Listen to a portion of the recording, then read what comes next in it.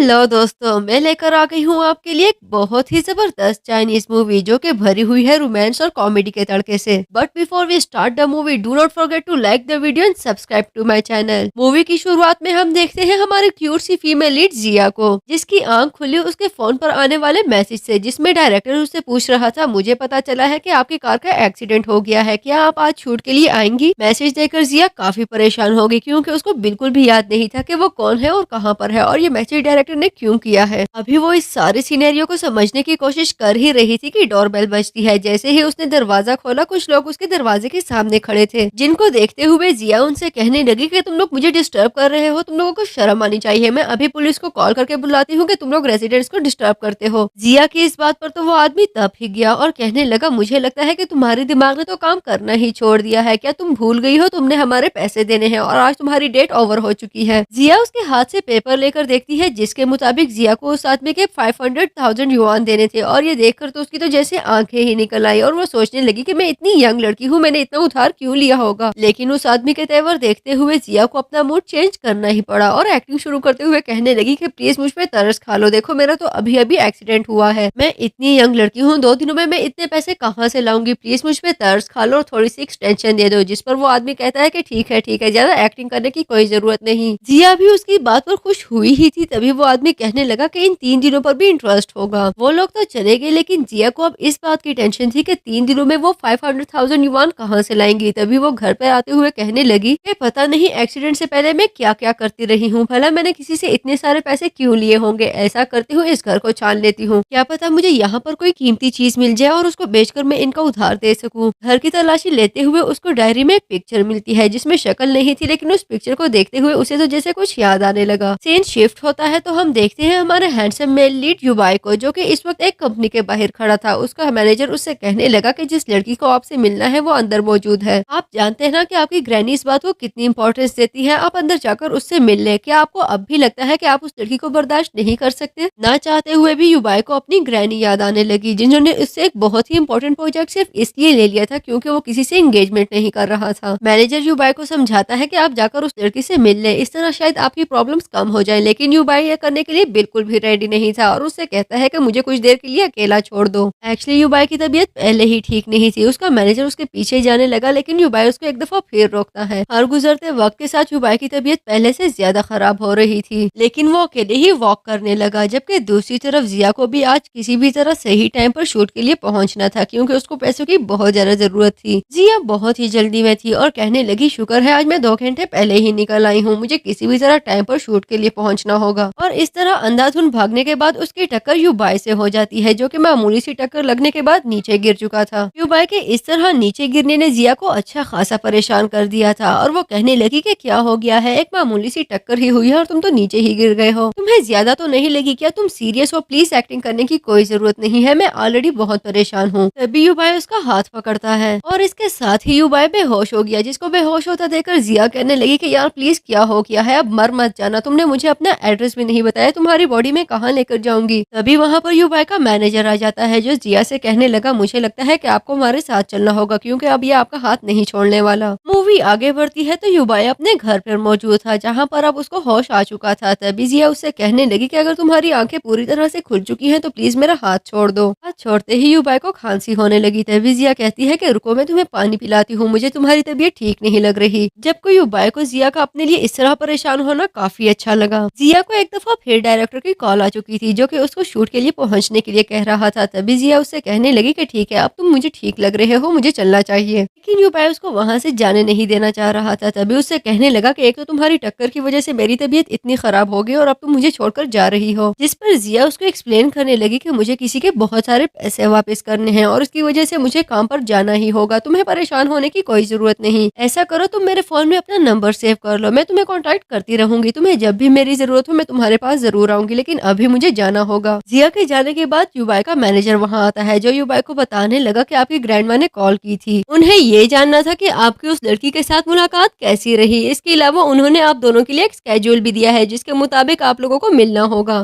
Manager अपनी बात आगे बढ़ा था, इससे पहले ही युबाई उसे कहने लगा कि मैं किसी और को पसंद करता हूँ। जिस पर मैनेजर कहता है कि इसका मतलब है कि वो सारी आपकी एक्टिंग थी, आप सिर्फ उस लड़की का नंबर हासिल करना चाहते थे। तभी युबाई उससे कहता है कि मुझे उस लड़की के बारे में सारी इन्फॉर्मेशन चाहिए। जबकि दूसरी तरफ जिया अपनी शूट के लिए पहुंच चुकी थी, जहां पर उसके अलावा कोई भी एक्टर नहीं आया था। तभी जिया कहने लगी कि देखो, मुझ जैसे एक्ट्रेस की बस यही जिंदगी होती है।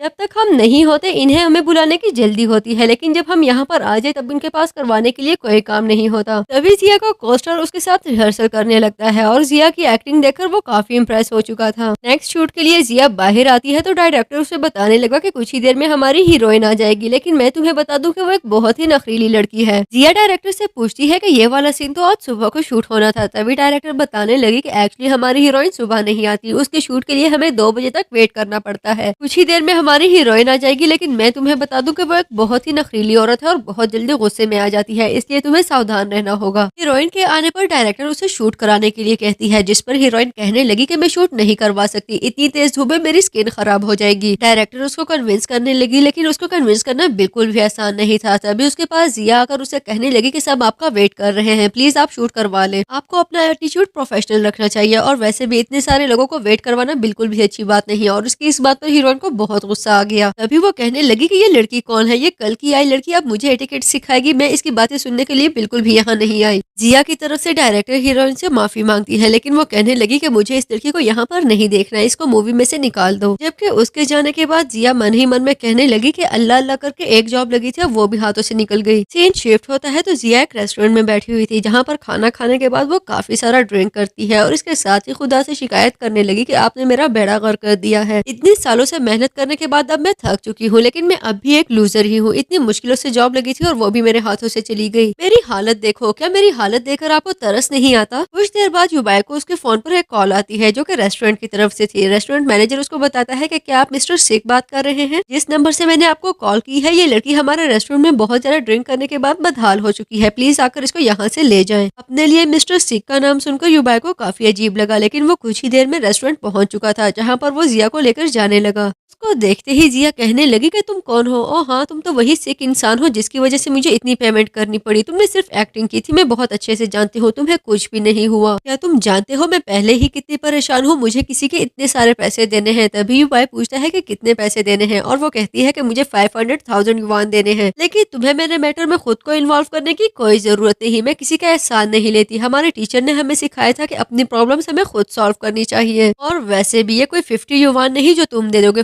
500,000 युवान एक बहुत बड़ी रकम है। यहाँ से जाने के लिए जिया उठ जाती है, लेकिन कुछ ही देर में वो दोबारा गिरने लगी। तभी युबाई उसको संभालते हुए अपने करीब कर लेता है। युबाई को अपने इतने करीब देखकर जिया कहने लगी कि तुम कितने हैंडसम हो, और वैसे मैं तुम्हारी क्या लगती हूँ जो इतनी दूर से तुम मुझे यहाँ पर पिक करने के लिए आ गए हो? कहीं तुम ये तो नहीं चाहते कि तुम मेरे साथ मेरे घर चले जाओ? अगर तुम जाना चाहते हो तो मोस्ट वेलकम। सीन शिफ्ट होता है तो जिया की आंख नींद से खुली। तभी वो युबाई को अपने बेडरूम में देखती है और उसको अपने बेडरूम में देखकर जिया को काफी अजीब लगा। तभी वो युबाई से पूछने लगी कि तुम यहाँ क्या कर रहे हो? इसके जवाब में युबाई उसे कहता है कि ये बात अगर तुम खुद से पूछ लो तो ज्यादा बेहतर रहेगा, और वैसे भी अगर ड्रिंक करके तुम खुद को कंट्रोल नहीं कर सकती तो ड्रिंक मत किया करो। जिया को याद आ चुका था कि उसी ने युबाई को अपने साथ चलने के लिए कहा था और अब उसको बहुत ज्यादा रिग्रेट हो रहा था। तभी युबाई वहाँ से चला गया। युबाई के जाने के बाद वहाँ पर क्वीन आ जाता है, जो कि जिया से कहने लगा कि हम एक न्यू मूवी स्टार्ट करने वाले हैं, जिसमें एक रोल है जो मैं तुम्हें ऑफर करना चाहता हूँ। तुम ये रोल प्ले करना चाहोगी? जिसको जिया खुशी खुशी एक्सेप्ट कर लेती है और वो क्वीन से कहती है कि एक्चुअली मुझे आजकल काम की बहुत ज्यादा जरूरत है, लेकिन तुम मेरी हेल्प क्यों कर रहे हो? इसके जवाब में क्वीन से कहता है कि एक्चुअली तुम मुझे बिल्कुल अपनी तरह लगती हो, इसलिए मुझे तुम्हारी हेल्प करना अच्छा लगा। अगले सीन में क्वीन से मिलने उसकी फिल्म की हीरोइन माया आ चुकी थी, जो उससे पूछने लगी कि क्या तुम उस एक्स्ट्रा लड़की से मिलने गए थे? तभी क्वीन कहता है कि हाँ, मुझे उससे कोई काम था, वैसे तुम मेरी जासूसी कर रही हो? जिस पर माया कहती है कि मुझे तुम्हारी जासूसी करने की कोई जरूरत नहीं, मुझे बस सिर्फ तुम्हारी फिक्र रहती है, और वैसे भी उस लड़की से मिलने की क्या जरूरत थी। माया को बताता है कि मैं उसको एक रोल ऑफर करने के लिए गया था, जिस पर उसको काफी गुस्सा आ जाता है। तभी क्वीन उसे कहता है कि तुम्हारी एक्टिंग स्किल्स बहुत ज्यादा डाउन हो चुकी है, क्या तुम्हें अपने आगे पीछे कंपटीशन नजर नहीं आता? माया उसे कहती है कि मुझे फर्क नहीं पड़ता, मैं अपनी एक्टिंग से काफी सेटिस्फाइड हूँ और मेरे लिए यही बहुत है, लेकिन मैं तुम्हें बता दूं, अगर उस लड़की को तुमने कंपनी में ले आए तो मैं उसके जीना हराम कर दूंगी। जिसके जवाब में क्वीन कहता है कि वो लड़की बहुत ज्यादा टैलेंटेड है, उसके टैलेंट को मैंने करीब से ऑब्जर्व किया है, लेकिन मैं तुम्हें बता दूं, अगर तुमने मेरी कंपनी को नुकसान पहुंचाने की जरा सी भी कोशिश की तो ये तुम्हें बहुत महंगा पड़ेगा। दूसरी तरफ युबाई का मैनेजर उसे बताता है कि जिया के पेरेंट्स की इन्वेस्टमेंट फेल हो चुकी थी और इसी प्रेशर में आकर उन दोनों ने बिल्डिंग से छलांग लगाकर खुदकुशी कर ली। तब से जिया अकेली रह रही है। उनकी डेथ के बाद उनके लिए हुए पैसे जिया को चुकाने पड़े और वो अपना सारा कर्जा चुका चुकी है, लेकिन एक पार्टी है जिसके पैसे अभी तक देना बाकी है। इतनी बड़ी रकम चुकाना जिया के लिए बिल्कुल भी आसान नहीं और आजकल वो लोग जिया को बहुत ज्यादा परेशान कर रहे हैं। और वैसे मैं आपको बता दूं कि जिस तरह की लड़की आपकी ग्रैनी को चाहिए थी, जिया बिल्कुल ही वैसी है। उसका बैकग्राउंड काफी सिंपल है। मुझे लगता है कि आपको जल्द से जल्द उससे शादी कर लेनी चाहिए। और सबसे बड़ी बात, आप खुद भी जिया को पसंद करते हैं। ये सुनते ही युबाई वहाँ से चला गया। अगले सीन में जिया के घर पर दोबारा वो लोग आ चुके थे जो कि जिया से अपने पैसों की डिमांड कर रहे थे। जिया अपना घर अंदर से लॉक करके खामोशी से अंदर खड़ी थी ताकि उनको पता न चल सके कि जिया घर पर है। काफी टाइम तक वेट करने के बाद वो लोग ये कहकर वहाँ से चले गए कि हम लोग जाकर लंच करके आते हैं। तब तक जिया भी घर आ चुकी होगी। इतने में युबाई और उसका मैनेजर भी जिया के घर तक पहुंच चुके थे। दरवाजे पर लगे नोटिस देखकर युबाई और उसका मैनेजर काफी परेशान हो गए कि कहीं जिया को कोई नुकसान न पहुंचा दिया गया हो।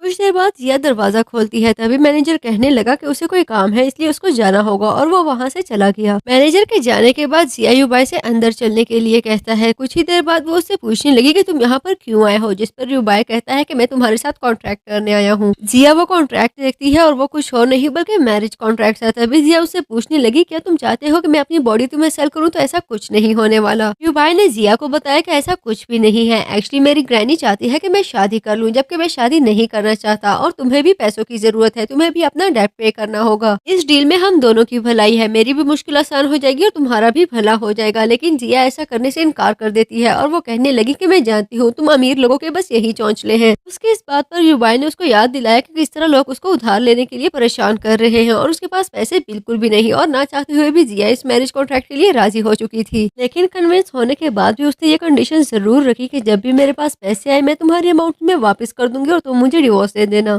सीन शिफ्ट होता है तो युबाई और जिया दोनों ही ग्रैनी के पास पहुंच चुके थे। युबाई उन्हें अपने मैरिज सर्टिफिकेट दिखाते हुए बताता है कि मेरी शादी हो चुकी है, जिस पर वो बहुत ज्यादा खुश हो गई। ग्रैनी उससे पूछती है कि तुम दोनों की मुलाकात कब हुई, जिस पर युबाई कहता है कि 1 साल पहले और जिया कहने लगी कि 1 हफ्ते पहले।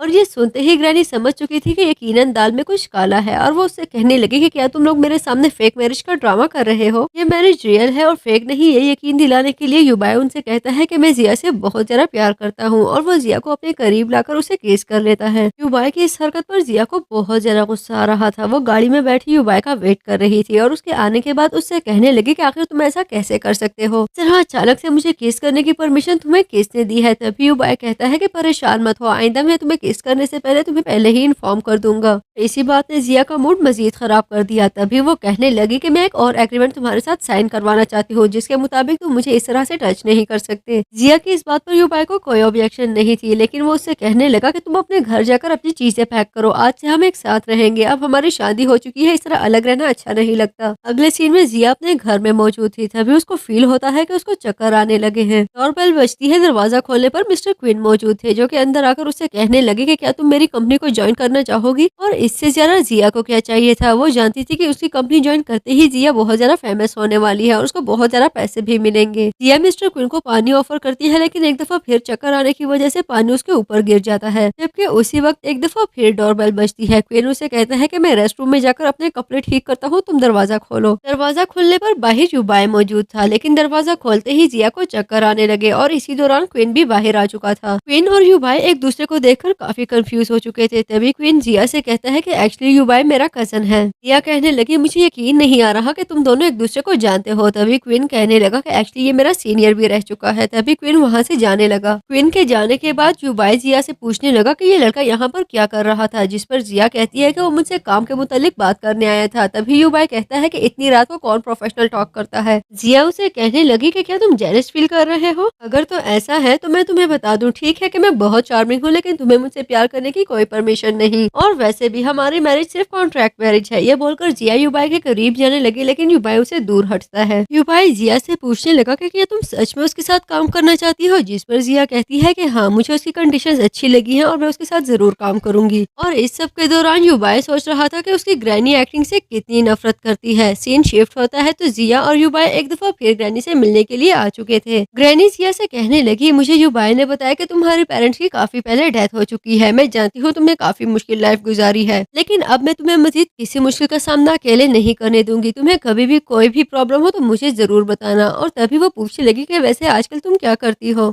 जैसे ही जिया ने उनको अपनी एक्टिंग के बारे में बताया, उनके तो तेवर ही बदल गए और वो कहने लगी कि मुझे नहीं लगता कि अब तुम्हें एक्टिंग करनी चाहिए, बल्कि मुझे लगता है कि तुम्हें अपनी फैमिली पर फोकस करना चाहिए। युबाई जिया का हाथ पकड़ते हुए उसे कहता है, मुझे लगता है कि करियर बहुत ज्यादा इंपॉर्टेंट होता है और तुम्हें अपने करियर पर बहुत ज्यादा फोकस करना चाहिए। और शायद यही बात थी जो ग्रैनी को बिल्कुल भी अच्छी नहीं लगी। तभी वो उठते हुए कहने लगी कि मुझे लगता है कि तुम दोनों को बच्चों पर फोकस करना चाहिए। पहले एक बच्चा करो, फिर बाद में करियर बनाते रहना। ग्रैनी के जाते ही जिया युबाई से कहने लगी कि तुम कुछ ज्यादा ही एक्टिंग करने लगते हो। दिन शिफ्ट होता है तो युबाई जिया के साथ अपने बेडरूम में मौजूद था और वो जिया से पूछने लगा कि तुम कहाँ सोओगी, बेड पर या जमीन पर। जिस पर जिया कहने लगी कि मैं बिल्कुल भी जमीन पर नहीं सोने वाली। तभी युबाई उसे बताता है कि एक्चुअली मुझे जमीन पर नींद नहीं आती, इसलिए मैं बेड पर ही सोऊंगा। और ये सुनते ही जिया मन ही मन में कहती है कि इस बेड पर सोने के लिए मुझे अपनी एक्टिंग स्किल को अच्छे से यूटिलाइज करना होगा और वो बेड पर छलांग लगा देती है। लेकिन युबाई भी कहाँ इतनी आसानी से पीछे हटने वाला था और वो उसके साथ लड़ने लगता है। तभी उसको फील होता है कि ग्रैनी दरवाजे में खड़े ये सब देख रही है और यही वजह थी कि वो जिया के करीब से करीब होता गया।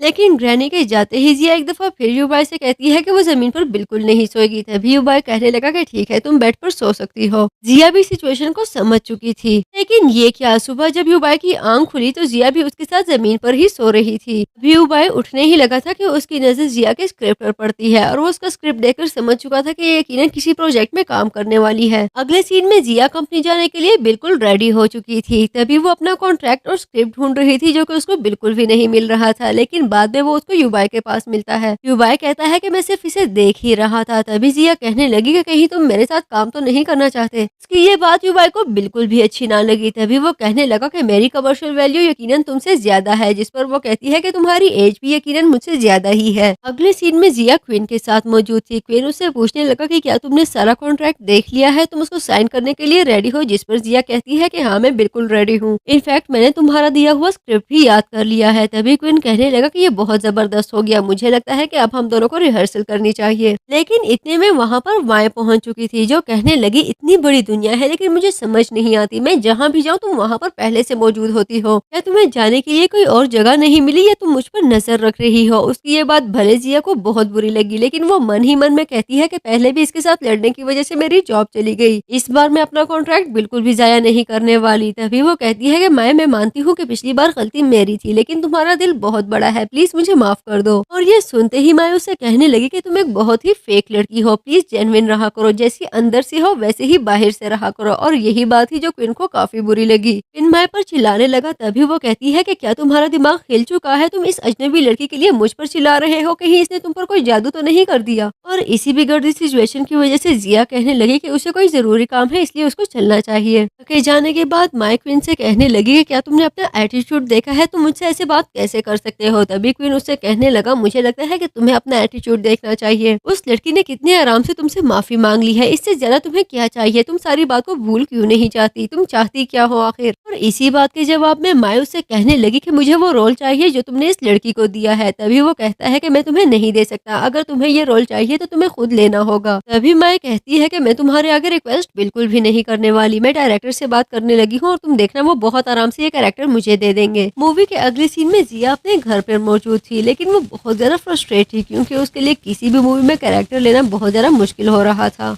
वो मन ही मन में बड़बड़ा रही थी कि आखिर इस इंडस्ट्री में किसी एक्स्ट्रा के लिए अपनी प्रोग्रेस करना कितना मुश्किल है। युवाई जो पहले ही वहाँ आ चुका था उससे पूछने लगा कि क्या हुआ, मुझे तुम परेशान लग रही हो। तभी वो कहती है कि क्या तुम चलते फिरते कोई आवाज नहीं निकाल सकते, जरा अचानक पीछे से आकर डराने की क्या जरूरत है। युवाई उसके पास बैठा तभी उसको क्वीन की कंपनी से कॉल आती है जिसमें मैनेजर उसे कह रहा था कि उसको कल एक मूवी के ऑडिशन के लिए कंपनी आना होगा। ये न्यूज सुनते ही जिया का मूड अब काफी चेंज हो चुका था। वो ये गुड न्यूज युवाई के साथ शेयर करती है, लेकिन साथ ही उससे कहने लगी कि तुम मेरी खुशी कभी नहीं समझ सकते। सीन शिफ्ट होता है तो जिया ऑडिशन के लिए पहुंच चुकी थी, जहां पर उसकी मुलाकात माए से होती है और उसको देखते ही माए कहने लगी कि तुमने यहाँ पर आकर अपना टाइम ही वेस्ट किया है। जहाँ पर मेरी तरह की हीरोइन मौजूद हो वहाँ पर तुम्हारी तरह की लड़की को कोई क्यों चूज करेगा। जिया उसे कहती है कि अभी बहुत जल्दी है, तुम्हें ये अनाउंस करने की जरूरत नहीं कि हम दोनों में से कौन चूज होगा और कौन रिजेक्ट। और तभी वहाँ पर डायरेक्टर आ गया। डायरेक्टर उन दोनों को बात करते हुए देख चुका था, तभी पूछने लगा कि क्या आप दोनों एक दूसरे को पहले से ही जानते हैं, जिस पर माई कहती है कि नहीं, मैं इस तरह की लड़कियों को बिल्कुल भी नहीं जानती। ये सुनते ही जिया कहने लगी कि ये तो मुझे नहीं जानती, लेकिन मैं बचपन में इनकी मूवीज देखते हुए बड़ी हुई हूँ। डायरेक्टर उन दोनों को बताने लगा कि एक्चुअली आज के ऑडिशन में हमें कैंडिडेट्स के फिगर देखने होंगे, हमें अपनी मूवी के लिए एक डांसिंग स्किल्स वाली लड़की चाहिए, इसलिए तुम दोनों अपने ऑडिशन की तैयारी शुरू कर दो। कुछ ही देर में वो दोनों ही अपना ऑडिशन दे चुकी थी। तभी डायरेक्टर जिया से कहता है कि मैं तुम्हें चूज करता हूँ, इसलिए तुम अपने अगले राउंड की तैयारी करने लगो। और वहाँ से जाते हुए जिया माए से कहने लगी, मैंने कहा था ना कि इतनी जल्दी रिजल्ट अनाउंस करने की कोई जरूरत नहीं। सीन शिफ्ट होता है तो जिया युबाई के साथ अपने घर में मौजूद थी।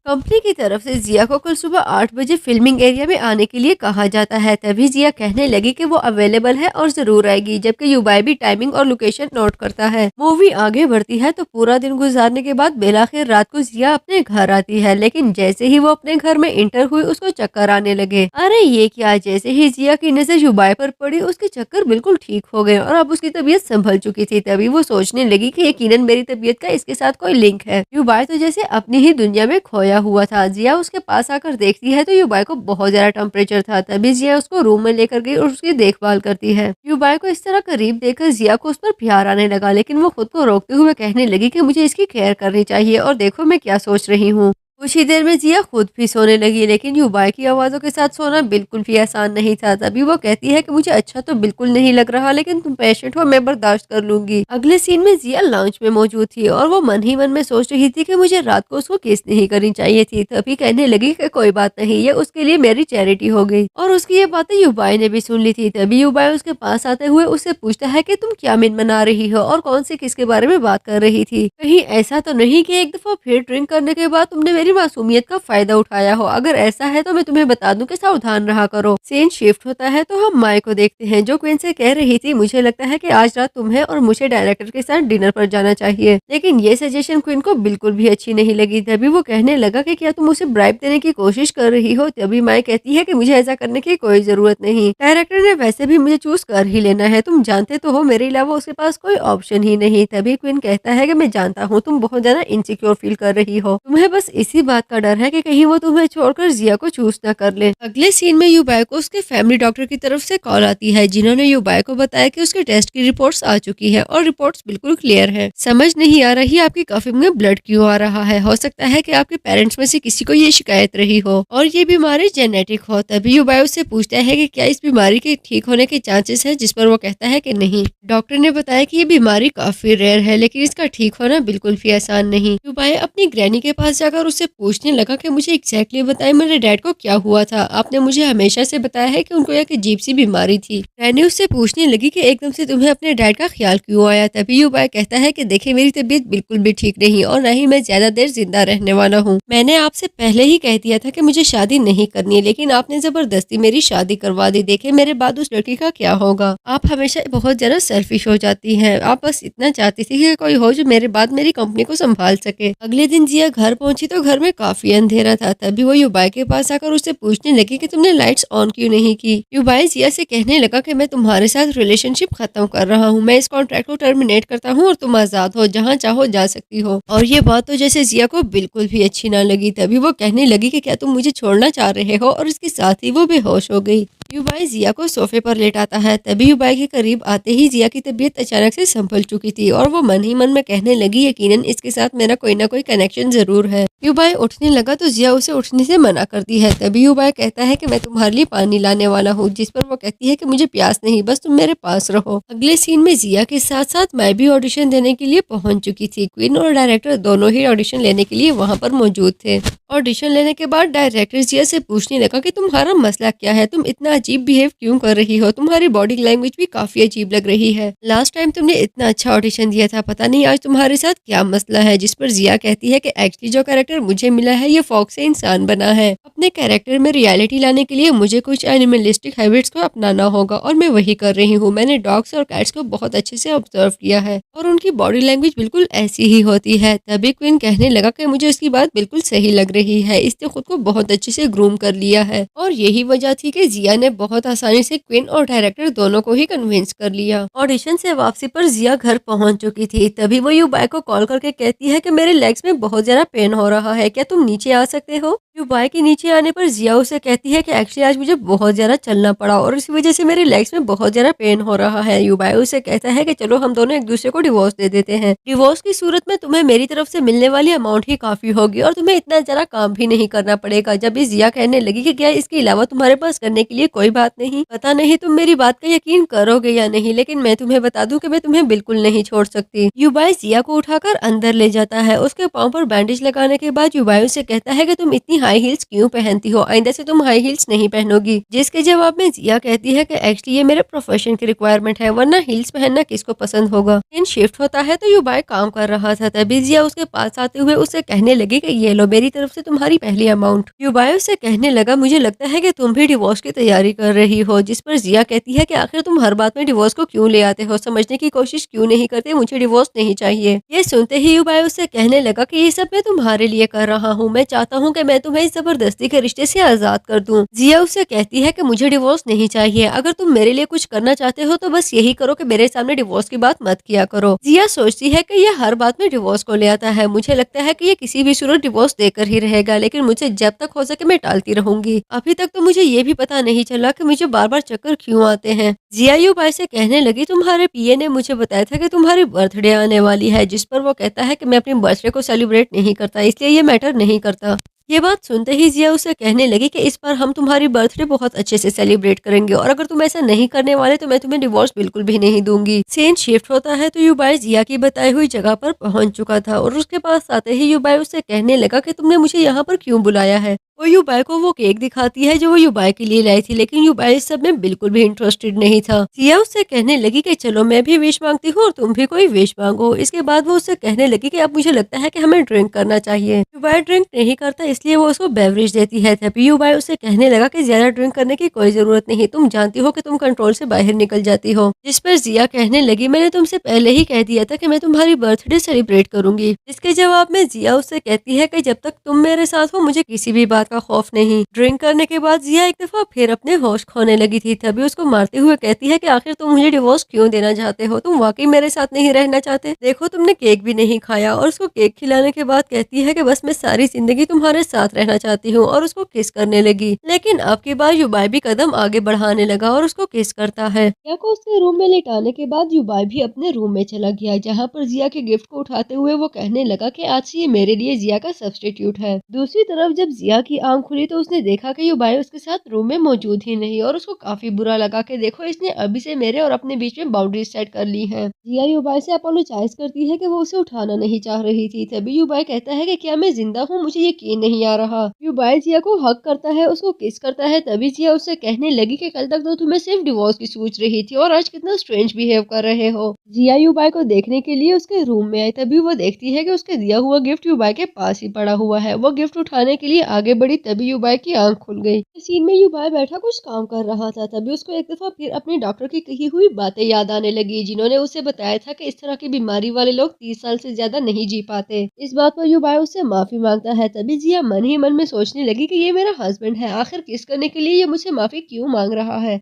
युबाई अपने मैनेजर को कॉल करके कहता है कि मुझे सारी इन्वेस्टिगेशन करवानी है, पता करवाओ कि 30 साल पहले मेरे पेरेंट्स को ऐसा क्या हुआ था कि उन दोनों की ही डेथ हो गई। कुछ ही देर में वो दोबारा अपने मैनेजर को कॉल करके कहता है कि उसके लिए अरेंजमेंट करवाई जाए, क्योंकि वो अपनी पूरी बॉडी की एग्जामिनेशन करवाना चाहता है। शिफ्ट होता है तो शूटिंग करवाने के बाद जिया अपनी कंपनी से निकली। तभी युबाई उसका वेट कर रहा था। जिया युबाई से भागने लगी क्योंकि वो नहीं चाहती थी कि युबाई एक दफा फिर उसके साथ डिवोर्स को डिस्कस करे। लेकिन युबाई उसके पास आकर उसको अपने साथ रेस्टोरेंट चलने के लिए कहता है। कुछ ही देर में वो लोग लंच के लिए रेस्टोरेंट में मौजूद थे। थकावट के मारे जिया अपना सर टेबल पर मारती है तो युबाई उसको डांटने लगा और फिर उसे कहता है कि मैं नहीं जानता तुम्हें खाने में क्या पसंद है, लेकिन मैं केक तुम्हारे लिए जरूर ऑर्डर कर चुका हूँ। थोड़ी देर में जिया उससे कहने लगी कि एक्चुअली मुझे अपना वेट कम करना है, इसलिए मैं ज्यादा केक नहीं खा सकती। उसको एक कॉल आती है तभी वो जल्दी में वहाँ से जाने लगी। डायरेक्टर के कॉल करने के बाद कुछ ही देर में जिया डायरेक्टर के पास पहुंच चुकी थी, जहां पर डायरेक्टर जिया से कहते हैं कि मुझे ऑडिशन में तुम्हारी परफॉर्मेंस बहुत अच्छी लगी। मैं जानता हूं कि तुम्हें केक्स बहुत पसंद है। जिया उससे पूछती है कि ये बात तुम्हें कैसे पता चली, लेकिन युबाई उस बात को दबा लेता है। तुम्हें इस रोल में अच्छे से फिट इन करने के लिए मुझे दोबारा राइटर के पास जाकर स्क्रिप्ट में कुछ चेंजेस करवानी पड़ी, लेकिन बिलाखिर मैं तुम्हें अपनी मूवी में हीरोइन लेना चाहता हूँ। याद रखना, ये मूवी बहुत इंपॉर्टेंट है और इसमें तुम्हें बहुत जबरदस्त परफॉर्मेंस देना होगी, तभी तुम इंडस्ट्री में जगह बना सकोगी। मूवी आगे बढ़ती है तो हम माइक को देखते हैं, जो क्वीन के पास आकर काफी गुस्से में उससे कहने लगी कि तुम्हें मुझे एक्सप्लेनेशन देना होगी, इतनी आसानी से तुम्हारी जान नहीं छूटने वाली। तुम बहुत अच्छे से जानते हो कि मैं इस मूवी में काम करना चाहती थी, लेकिन इस सब के बावजूद भी तुमने उस डायरेक्टर के साथ मिलकर जिया को इस मूवी में हीरोइन ले लिया। कॉन्ट्रैक्ट तैयार हो जाए तो तुम कॉन्ट्रैक्ट भी साइन कर लेना। फिलहाल ये स्क्रिप्ट अपने पास रखो और इसके डायलॉग्स याद कर लो, क्योंकि बहुत जल्द हम शूट स्टार्ट करने वाले हैं। मुझे तो ये समझ नहीं आ रही आखिर उस लड़की में ऐसा क्या है जो मुझ में नहीं। ट्विन माई से कहने लगा कि देखो, तुम पिछले 10 सालों से इस इंडस्ट्री में काम कर रही हो, मुझे लगता है कि तुम्हें अपने अंदर स्पोर्ट्समैन स्पिरिट पैदा करनी चाहिए। मेरे सामने रोने से अच्छा है कि तुम अपनी एक्टिंग स्किल्स को इम्प्रूव करने पर तवज्जो दो। जिस पर माई उसे कहती है कि तुम्हारे तो मुंह लगना ही फजूल है, तुम देखो मैं इस मामले को अपनी तरह से कैसे हैंडल करती हूँ। अगले सीन में जिया अपने डायरेक्टर के साथ मौजूद थी, जहाँ पर डायरेक्टर वो वीडियो देख रहा था जिसके अकॉर्डिंग जिया ने माई को सेट पर थप्पड़ मार दिया। फिल्म की शूट से पहले ही इस तरह की वीडियो की लीक होने से डायरेक्टर काफी परेशान था। तभी जिया कहने लगी कि मैंने ऐसा कुछ भी नहीं किया, ये सब झूठ है। ये वीडियो सिर्फ 15 सेकंड की है, जिससे कुछ प्रूव भी नहीं हो रहा। डायरेक्टर जिया से कहने लगा कि देखो, ये बात इंपॉर्टेंट नहीं है कि कौन सी बात प्रूव हो रही है और कौन सी नहीं। इंपॉर्टेंट बात यह है कि ये वीडियो काफी वायरल हो चुकी है। लॉन्ग स्टोरी शॉर्ट, जिया मुझे नहीं लगता कि अब तुम इस मूवी में हमारे साथ काम कर सकोगी। अगले सीन में जिया युबाई के साथ गाड़ी में मौजूद थी, जहाँ पर वो बार बार क्लिप देख रही थी। तभी युबाई उसको रोकते हुए कहता है कि जो चीज तुम्हें सैड फील करवाती है उसे क्यों देख रही हो। इतने में युबाई को अपने मैनेजर का मैसेज आता है, जो उससे कह रहा था कि मैंने वो पूरी वीडियो ढूंढ कर रिलीज कर दी है। अब युबाई काफी सेटिस्फाइड था और वो जिया को वो केक खिलाने लगा जो वो जिया के लिए लाया था।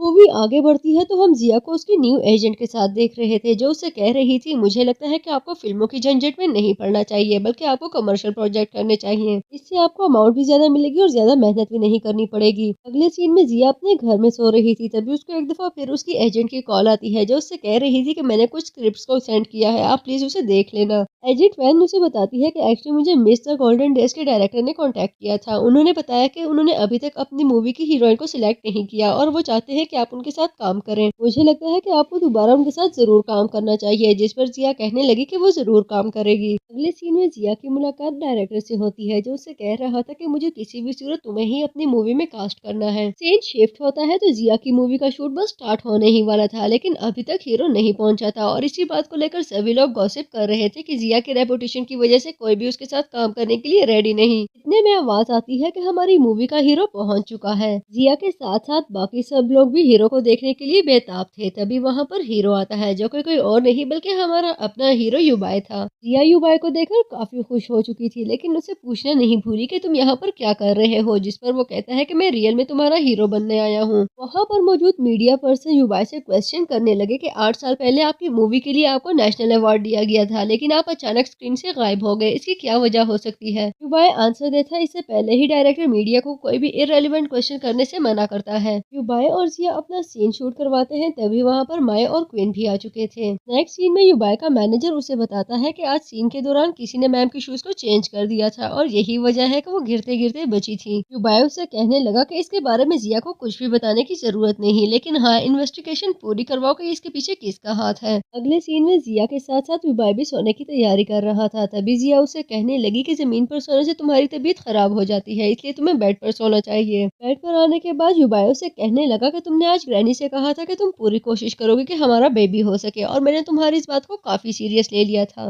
अगले सीन में युबाई की आंख अपने मैनेजर के कॉल से खुलती है, जो कि उसे कह रहा था कि मैंने आपकी बात की पूरी इन्वेस्टिगेशन करवाई है। आपका शक बिल्कुल सही था, आपके पेरेंट्स आपके बायोलॉजिकल पेरेंट्स नहीं है। मैंने उस ऑर्फनेज को विजिट किया था जहाँ पर अक्सर आपकी ग्रैनी जाती है, और वहाँ पर मैंने आपके बचपन की पिक्चर देखी। अगले सीन में युबाई की ग्रैनी उसके पास आकर उससे पूछने लगी कि क्या आपने मैनेजर को तुमने ऑर्फनेज भिजवाया था। जिस पर वो कहने लगा कि हाँ, ऐसा ही है, एक्चुअली मैं सच जानना चाहता हूँ। और उसकी यही बात ग्रैनी को काफी बुरी लगी, जो उससे कह रही थी कि मैंने तुम्हें इतनी मुश्किलों फिर उसे पाला पोसा और देखो आज तुम क्या करते फिर रहे हो। मुझे तो लगता है कि तुम्हें मेरी कही हुई किसी भी बात पर यकीन नहीं। इनफैक्ट तुम्हारे साथ मैंने सिर्फ अपना टाइम ही जाया किया है। अगले सीन में जिया अपनी पैकिंग कर रही थी, तभी युवा उसके पास आकर उसे पूछने लगा कि तुम क्या कर रही हो, जिस पर वो बताने लगी कि मेरी एजेंट चाहती है कि मैं एक शो को अटेंड करूं। वो मुझे पिक करने के लिए आने वाली होगी। मैं तुम्हें बता दूं कि प्लीज तुम ग्रैंडमा को तंग मत किया करो, वो पहले ही बहुत परेशान है और अगर उन्हें कुछ हो गया तो सबसे ज्यादा परेशानी तुम्हें ही होगी। फिर आगे बढ़ती है तो जिया अपने शो के लिए जा रही थी, तभी मैं उसको रोकते हुए उससे कहने लगी कि मुझ जैसी हीरोइन के आगे पीछे 10 लोग फिर रहे होते हैं और तुम देखो कैसे भाग रही हो। ये बात सुनते ही जिया बेहोश हो गई, जिसको देखकर मैं काफी परेशान हो गई और उसे कहने लगी कि मैंने तुम्हें हाथ भी नहीं लगाया, तुम गिर क्यों गई हो। जिया की खराब तबीयत का सुनकर युबाई उसके पास पहुंच गया और उसकी देखभाल करने लगा, जबकि दूसरी तरफ क्वीन माई से पूछ रहा था कि तुमने ऐसा क्या किया है कि उसकी तबीयत इतनी खराब हो गई। जिस पर माई कहती है कि मैंने उसे कुछ भी नहीं कहा, मैंने उसको टच भी नहीं किया, पता नहीं वो क्यों ड्रामा कर रही है। नेक्स्ट सीन में युबाई जिया के पास मौजूद था, जो अपने मैनेजर से कह रहा था कि सारी अपॉइंटमेंट करवा दो, मुझे जिया की एग्जामिनेशन करवाना है। जिस पर जिया कहने लगी कि मैं बिल्कुल भी एग्जामिनेशन नहीं करवाने वाली, मेरा बीपी लो हो गया होगा या हो सकता है कि मेरी नींद की कमी की वजह से मुझे चक्कर आ रहे हो। मैंने पहले भी एग्जामिनेशन करवाया था, सारी रिपोर्ट्स क्लियर है, मैं दोबारा बिल्कुल भी नहीं करवाना चाहती। अगले सीन में जिया अपने ड्रेसिंग रूम में मौजूद थी, तभी माया उसके पास आकर उसे कहने लगी कि तुम यहाँ पर क्या कर रही हो, मेरे मुताबिक तो तुम्हें इस वक्त हॉस्पिटल में होना चाहिए था। माया वहाँ पर मौजूद ड्रेसेस में से एक को उठाते हुए वहाँ से जाने लगी, तभी जिया कहती है कि तुम क्या कर रही हो, ये मेरे ड्रेसेस हैं और मुझे कुछ देर बाद इन्हें चेंज करना है। तभी माया कहती है कि मैं तुम्हारी सीनियर हूँ, मैं जौन सा ड्रेस चाहूँ ले सकती हूँ, तुम्हें इससे कोई मसला नहीं होना चाहिए। और उसके जाने के बाद जिया मन ही मन में कहने लगी कि आखिर मैं इसके साथ क्या करूँ। नेक्स्ट सीन में जिया अपने घर में बैठे अपने स्क्रिप्ट को याद कर रही थी, तभी उसको एक दफा फिर अपनी एजेंट विंग की कॉल आती है, जो उसे कह रही थी कांग्रेचुलेशंस, आप बहुत जल्दी अमीर होने वाली हैं। आज शूट के लिए आपने जिस ब्रांड का ड्रेस पहना था वो ब्रांड आपको अपना ब्रांड एम्बेसडर बनाना चाहता है, इसलिए कल अपने कमर्शियल शूट के लिए रेडी हो जाए। तभी जिया युबाई से कहने लगी कि उसको भी उसके साथ शूट के लिए चलना होगा। युबाई जिया को मना करते हुए कहता है कि मैं तुम्हारे साथ नहीं जा सकता, जिस पर जिया कहती है कि प्लीज तुम्हारा जाना बहुत जरूरी है, तुम्हारे बगैर मेरी तबीयत खराब हो सकती है और मैं ये नहीं चाहती। अगले सीन में माइक क्वीन के पास आकर उस पर चिल्लाते हुए कहने लगी कि आखिर तुम अपने ब्रांड का एम्बेसडर कैसे चेंज कर सकते हो, तुम जानते हो मैं पिछले 3 सालों से तुम्हारे साथ काम कर रही हूँ। क्वीन उससे कहता है कि मुझे जो सूटेबल लगा मैं वो कर चुका हूँ और मुझे तुम्हें आंसर देने की कोई जरूरत नहीं। तभी माइक कहती है कि सब कुछ अच्छा चल रहा था, तुमने बिला वजह ये सब कुछ कर दिया है, भले मुझे काम की जरूरत हो या ना हो, लेकिन वो लड़की मुझे रिप्लेस करे ये बात मुझे बिल्कुल भी अच्छी नहीं लगती। अगले सीन में हम माइक को डायरेक्टर के साथ देखते हैं, जो डायरेक्टर से कह रही थी कि आपका करियर बहुत ही शानदार रहा, आपकी बनाई हुई हर मूवी सुपरहिट रहती है। सिर्फ इतना ही नहीं बल्कि आपकी मूवी में काम करने वाली लड़की हमेशा सुपरहिट हीरोइन बन जाती है, यही वजह है, देखिए आपने जिया को कितना बड़ा सुपरस्टार बना दिया।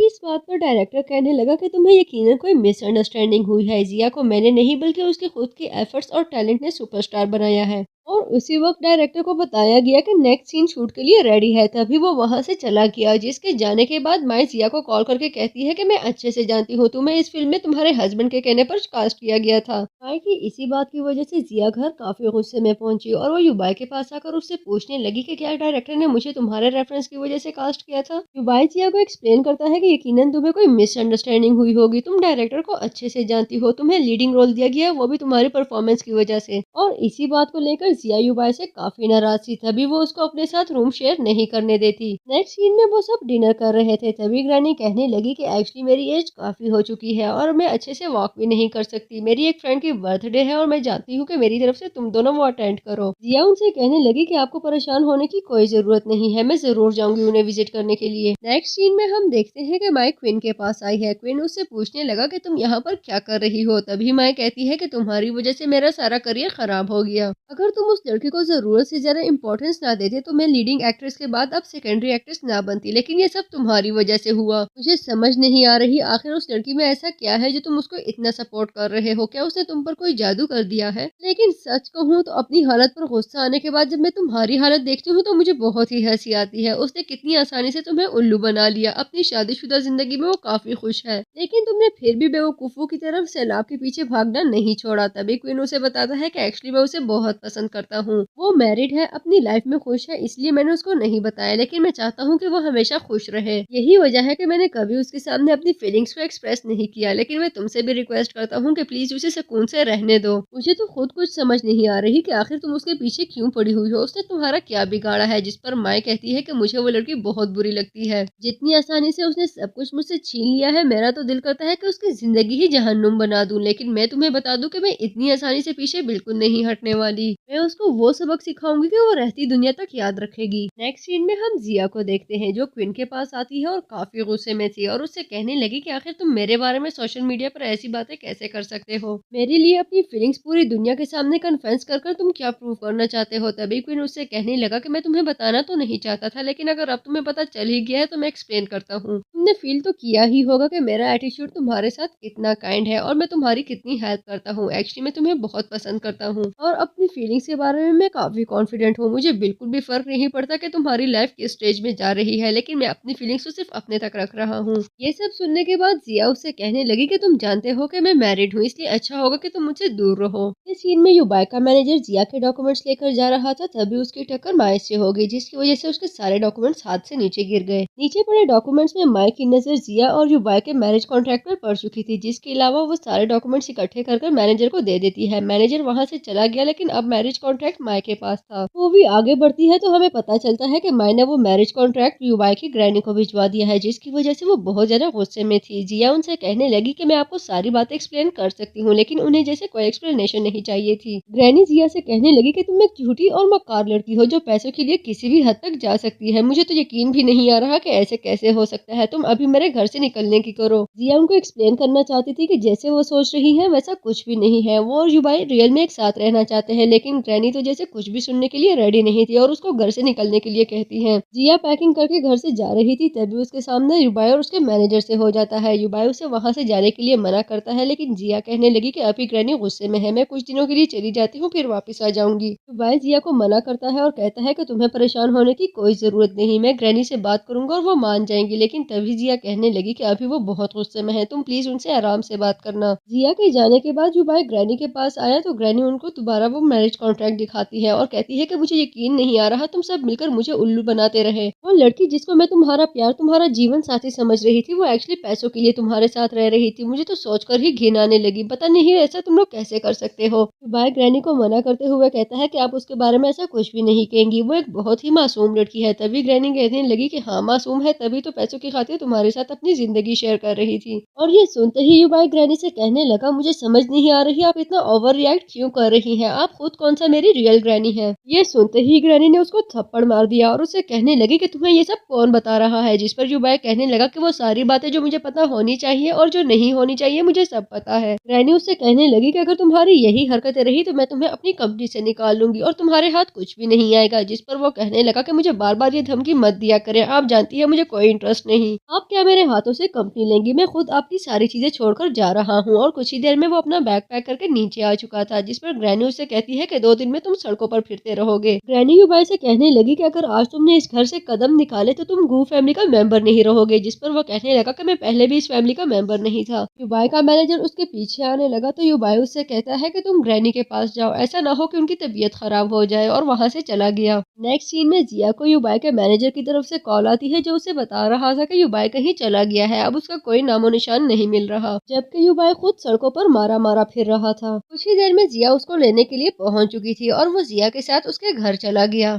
अपने घर लाकर जिया उसका काफी सारा ख्याल रख रही थी। तभी उसे कहने लगी, मैं जानती हूँ कि तुम आजकल बहुत परेशान हो, लेकिन मैं तुम्हारा बहुत ज्यादा ख्याल रखूंगी। जिया युबाई से पूछने लगी कि क्या तुम्हें भूख लगी है, जिस पर वो कहता है कि हाँ मुझे बहुत ज्यादा भूख लग रही है। जिया उसको नूडल्स देते हुए कहती है कि आज इसी से गुजारा करना पड़ेगा। जबकि कुछ देर में वो दोनों सोने के लिए तैयार थे। सोने से पहले जिया उसको ये एडवाइस करना नहीं भूली कि अपना ख्याल रखा करो, तुम्हारी सेहत काफी वीक है और तुम्हारे लिए भागना भी बिल्कुल अच्छा नहीं। सीन शिफ्ट होता है तो जिया वॉशरूम में शावर ले चुकी थी। तभी युबाई उसके पास आता है। जिया उसको देखकर पूछने लगी कि तुम यहाँ पर क्या कर रहे हो, जिस पर युबाई कहने लगा कि मैं तुम्हारे बाल ड्राई करना चाहता हूँ। वो दोनों एक दूसरे को पैशनेटली किस करते हैं और काफी सारा टाइम एक दूसरे के साथ बिताने लगे। मूवी आगे बढ़ती है तो युबाई सफाई कर रहा था जबकि जिया उसका बैग अनपैक कर रही थी। तभी उसको वो पिक्चर नजर आती है जो कि उसकी डायरी में भी मौजूद थी और वो युबाई से पूछने लगी कि ये पिक्चर किसकी है। युबाई जिया को बताता है कि ये पिक्चर मेरी है और जो ट्राउजर मैंने इसमें पहना हुआ है ये पूरी दुनिया में बस सिंगल एडिशन है। अब जिया को यकीन हो चुका था कि मेमोरी लॉस होने से पहले वो युबाई से ही प्यार करती थी। नेक्स्ट सीन में युबाई मार्केट से वेजिटेबल्स ला रहा था। तभी उसका सामना अपनी ग्रैनी से होता है जो उसको देखकर कहने लगी कि क्या तुम इन कामों के लिए रह गए हो। तभी युबाई कहता है कि मुझे अपनी लाइफ से अब बहुत मोहब्बत हो रही है। ये लाइफ मुझे आपके घर में गुजारी हुई लाइफ से ज्यादा बेटर लग रही है, इसलिए आपको मेरे लिए परेशान होने की कोई जरूरत नहीं। अगले सीन में जिया सो रही थी। तभी युबाई को उसका मैनेजर एक ऑडियो सेंड करता है जिसमें वो माई को बात करते हुए सुन रहा था, जो कह रही थी कि जब तक युबाई इसके साथ है मैं इसको हर्ट करना नहीं छोड़ूंगी।